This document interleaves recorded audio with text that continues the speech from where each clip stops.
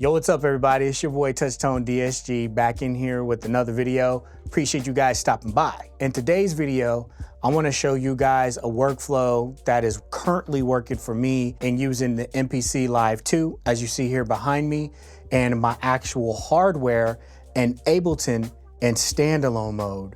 Now, here's a little confession. I've had the MPC Live II for about 3 years now, and I've honestly only used it a handful of times because of the MPC 2 software. It just didn't gel with me. I didn't like it. It was confusing. It was cumbersome. So 3.0 came out and it was intriguing because I like the workflow. I like the additions that they put into it. I like the things that they actually took out of it. I like how they condensed it. So I was real excited when 3.0 came out.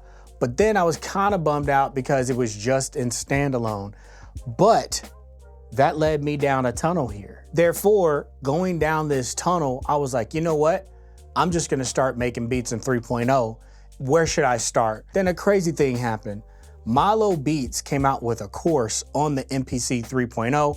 I'll link it in the description below. You guys should definitely check that out because that course is amazing and it brought me up to speed like really, really fast. And I was able to learn the 3.0 software with no problem. It literally saved me anywhere from 3 to 5 months of like tinkering and figuring out things. However, I still ran into an issue.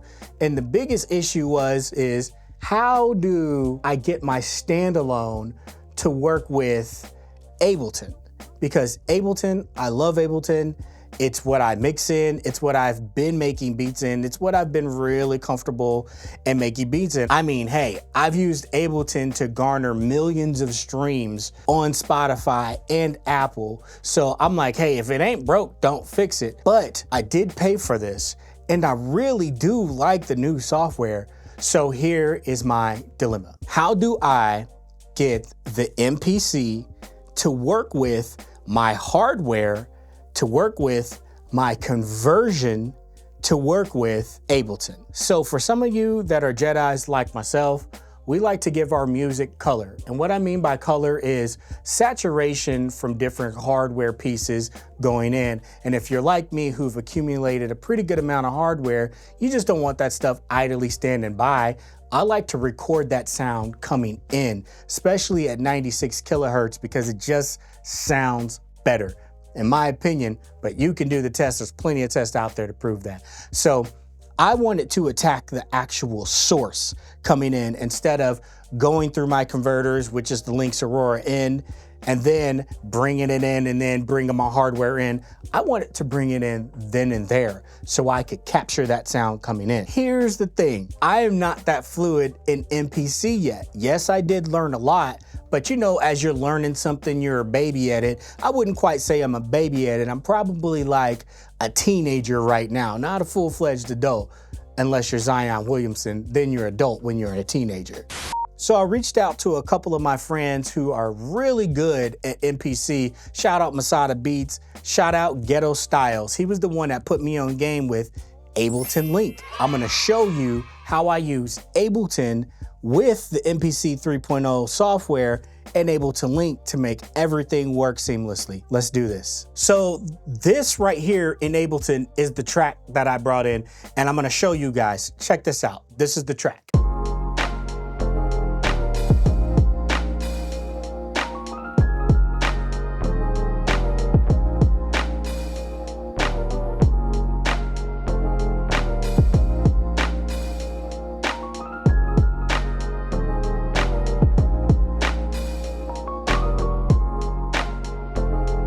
Okay, so like nothing too crazy, right? It's a dope track, but there's benefits to working in the DAW world and working in standalone.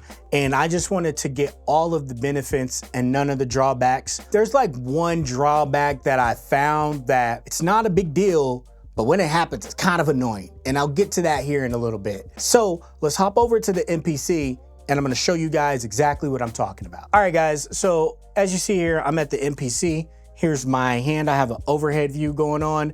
So what I'm gonna do is I'm going to show you what to do to set up the MPC first for this. Then I'm gonna show you what we do to set up the Ableton audio engine, if that's what you wanna call it, but the parameters and settings in Ableton first. So check this out. So let's go over here to the MPC. As you see, this holds true. This is the track. I will play it. All right, and as you see, it is also coming in Ableton there. And then if I bring it in on my software, this is the Links software. Here we go. Boom. There it is. Cobalt MPC. I have those on the same channel. And oh yeah, let me explain this. I'm gonna have to show you guys on my phone too. I'll just whip my phone out really quick to show you the signal flow. All right, so here's the video. So the way that I got this coming out is I'm coming out the back with the 2 outs. I don't need more than that. And then this is going all the way to this Phoenix DI box here. Then the DI box is in between the hardware and this, so I can hit it with the hardware before it goes to the Links. Then the Links brings it in to Ableton. So that's my signal flow. So let's go over this again. We're going from the MPC here, then we're going to the DI box. Before we get to the DI box, I can't hit it with hardware. Going to the DI box, and then from the DI box, it is going into the Links, and then that's bringing it in to Ableton. So therefore, not only am I getting the sound of the Standalone, because believe it or not, I've done some testing. It definitely has a sound. It might not be super desirable, but it definitely does have its sound. It's all in the way that you mix and gain stage and everything in here. Then I can bring it in and hit it with some color if I want to. And then going into the DI box, it definitely has some color, as you'll hear. And then going into the converters, which is master and grade converters with the Links, this is coming in at 96 kilohertz. I'm getting the highest the sample rate that I can here. And then we're going into Ableton, and then I could hit it with more hardware if I want, or plugins. So that's the signal flow. Now, you don't have to do any of that. It really comes down to your preference and how you want to craft your sound. I like color. I like not sounding like the next MPC. So I like mine to sound a little bit different. You know what I mean? So it's all workflow. It's all up to you. So let's jump in here. All right. So what I do with the MPC is I have everything here. We'll hear it. There it is. That's the track. We heard that. This is how I set this up from here. I'm going to go to menu. Then we're going to go to preferences. And then from preferences, we're going to go to audio. I'm sorry, the MIDI sync right here. MIDI sync. Then I'm going to go down and I'm going to make sure that Ableton Link is on. So we got Ableton Link there. And then I got Ableton Link start, stop, sync. And then I'll also receive MMC. I got that checked on as well. That's literally it. That's all I'm doing. Then once we go back to the main, you'll see here, there is the beat itself. Now, if I was to go to like here, you will see, oh, if I was to go, let me go back here. If I was to go there, you'll see that the sync is Ableton Link. That's what we want. So now when we go back to the main page, it is in Ableton Link. So when I press play start, there we go. And you're like, well, how do we know? Look at the tempo here, 95 2.4. And then what we're gonna come over to Ableton and check is that everything is holding true. So there's a couple of things in Ableton that you have to do as well. Check this out. So we're gonna go here, live, we're gonna go to settings. Now, when we go to settings here in Ableton, we wanna make sure there's one thing. We're gonna go under link, tempo, and audio. Under link, tempo, and audio, I'm gonna go to start, stop, and sync. We wanna make sure that is on, okay? Make sure that is on. Now, you'll see when it's off, the light will be yellow in the corner here. And then when it's on, it will be blue in the corner there. All right, that's it. That's all I'm doing. Audio-wise, I am bringing it in at 96. And I'm also doing 32 samples because I want as less latency as possible for it to line up correctly. If you could get it to 32, you can. Just make sure it's some of the first tracks you're doing. You're not bringing this into a session that already has plugins and processing. You're gonna put a load on your computer, okay? So now I'm gonna exit out of here. I'm gonna press play. Now, when I press play on this, we should see a little highlighted bar right here. Wow, we don't see that highlighted bar, right? That's okay. This is the issue I ran into. I would literally see this and make sure everything is fine. And I'm like, wow, what's going on? Why isn't it playing? Well, you gotta make sure that the connection is restored back on the MPC. So let's go back to the MPC. On the MPC here, I'm gonna go back to menu. I'm gonna go back to settings. And the only thing that I do is go from off, then we'll go back to Ableton Link. Now, let's go back to Ableton, and there it is. Boom, it is reading now. See that? There it is. So now, when I press play on Ableton, it should play here. So one thing that I am gonna do is I'm going to, when I record this in, and I'll show you guys, when I record this in, I'm going to mute this after I record this in, because this is how I'm monitoring it now. Because if I was to unmute this Ableton track, I would get feedback, and it's not cool. So let's check this out here. Let's make sure when we press play, it plays on the MPC as well. MPC is going, and looky there. So cool thing is that I can also change the tempo. Check this out.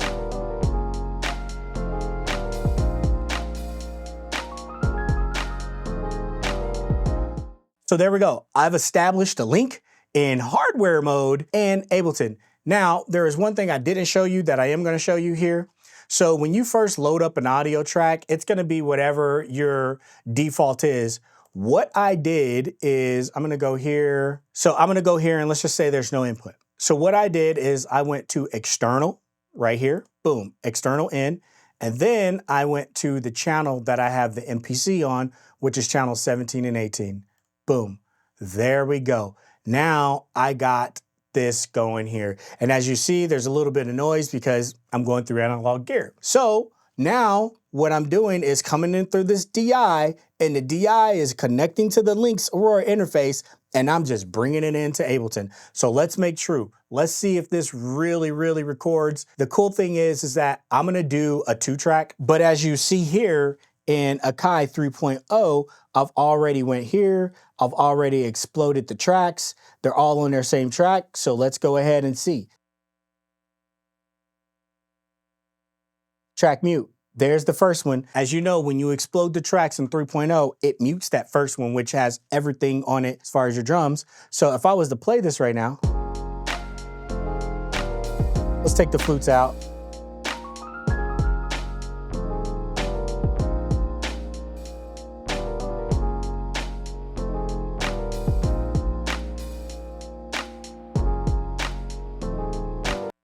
All right, so let's record here and bring it in, baby. Oh, important thing here, another important thing here. Did you notice when I press play, it picked up right where it started off at? Even though I press stop and we can go here, check this out. It's gonna pick it up right where it left off. We don't want that. So what I'm gonna do here is I'm gonna go to this right here, and I'm just gonna go all the way back to 1. So now, when I start in Ableton, there we go, okay? All right, so let's bring this bad boy in. So I'm gonna go here, tempo set, everything is set here. I'm gonna press 9, record, and it's gonna trigger from here, and let's do it.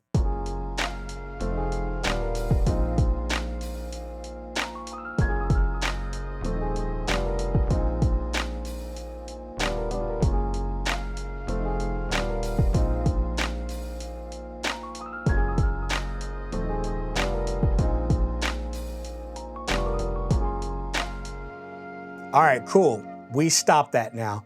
So I'm gonna go here, boom, loop that, all right? Now let's go all the way in and then scroll all the way over. And let's go to the very beginning here and let's look at that waveform. Oh, beautiful, starts right on time. So now when I play this back, we need to make sure that we mute this first. There we go, because it's going to trigger from here. So let's mute that, and then bringing this into in or auto, really doesn't matter. I'm gonna go auto, and then here we go. What we can do first is unlink this. So let's unlink it. Now we'll just boom.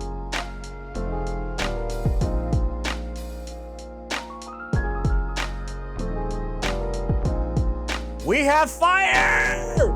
We have fire! Dope, right? I know.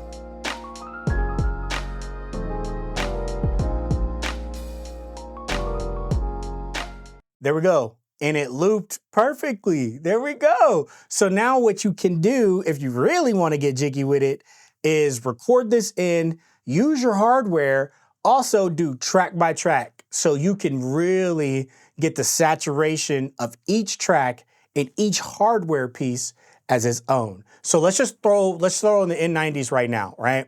Let's throw in the N90s and let's hear what this sounds like with it.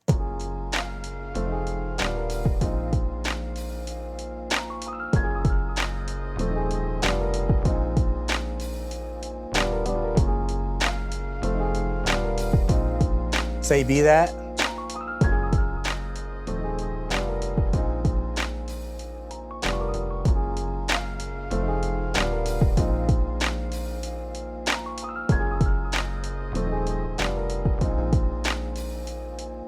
Let's go here. Let's not normalize this, but let's see what we're doing in RMS since this is post fader.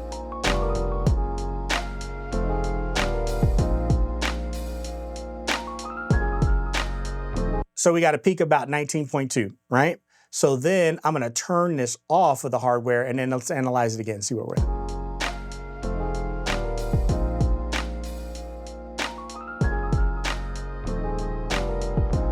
So we're within a dB of each other, right? So let's just turn this down again, analyze again with the hardware on. We're at 19.2 without the hardware.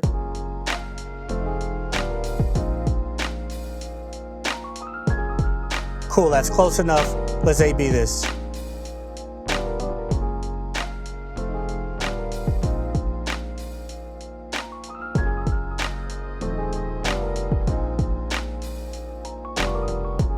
That was the Phoenix Audio N90s. Those are great. And if you guys see any equipment in here, links will be in the description below. I really do appreciate when you guys click those links. It helps out the channel a lot to make videos like this that are a little bit more high level, but it's okay because we're all trying to learn together. I'm still learning this thing. I love MPC 3.0. There's some drawbacks to it, like I showed you, but all in all, it's pretty dope. What'd you guys think about the workflow? Let me know in the comments below.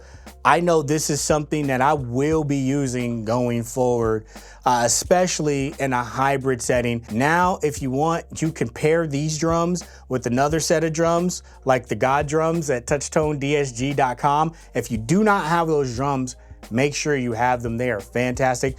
By the way, I want to thank everyone who showed up for God Drums Volume 1. You guys literally made this such a success beyond my wildest dreams, and I can't thank you enough. If you do not have those drums, make sure you go to TouchToneDSG.com. You'll see it there, God Drums Volume 1. For me, this is a hack. I already know that I'm not going to be limited by the 3.0 software, even though there's beauty in the limits. Let me tell you that there's always beauty in limits, which I like creating in Standalone. I like that, but I also like mixing in Ableton or any other DAW, maybe Studio One. You know, like this will work for all DAWs that I'm aware of because it's just simple signal flow. Thank you guys for hanging out with me today. I hope you learned something new. If you did, make sure you hit that subscribe button. And until next time, guys, TBR, baby, thoughts become reality. Peace.